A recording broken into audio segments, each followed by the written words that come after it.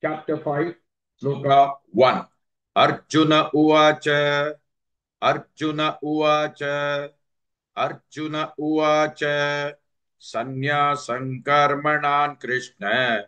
Sanyasam karmanan Krishna. Sanyasam karmanan Krishna. Punaryogam cha shamsasi. Punaryogam cha shamsasi.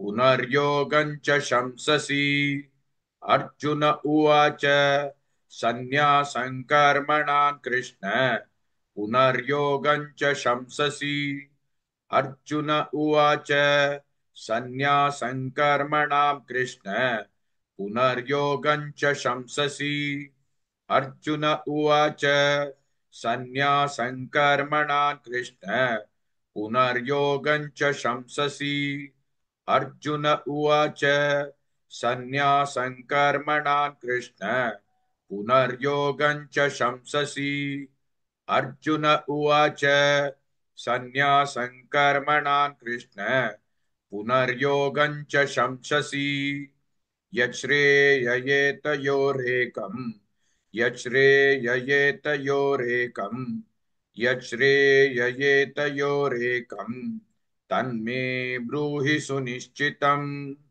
तन्मे ब्रूहि सुनिश्चितम् तन्मे ब्रूहि सुनिश्चितम् यच्छ्रेययेतयोरेकम् तन्मे ब्रूहि सुनिश्चितम् यच्छ्रेययेतयोरेकम् तन्मे ब्रूहि सुनिश्चितम् यच्छ्रेययेतयोरेकम् तन्मे ब्रूहि सुनिश्चितम् यच्छ्रेययेतयोरेकम् तन्मे ब्रूहि सुनिश्चितम् यच्छ्रेययेतयोरेकम् तन्मे ब्रूहि सुनिश्चितम् अर्जुन उवाच सन्न्यासं कर्मणां कृष्ण पुनर्योगं च शंससि यच्छ्रेययेतयोरेकम् तन्मे ब्रूहि सुनिश्चितम् Please like and share this video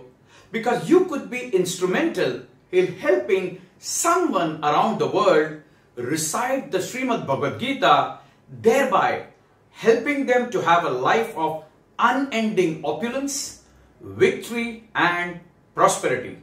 This is mentioned in chapter 18, sloka 78. Yes, don't forget to buy my book, Leadership Can Be Child's Play. Namaste.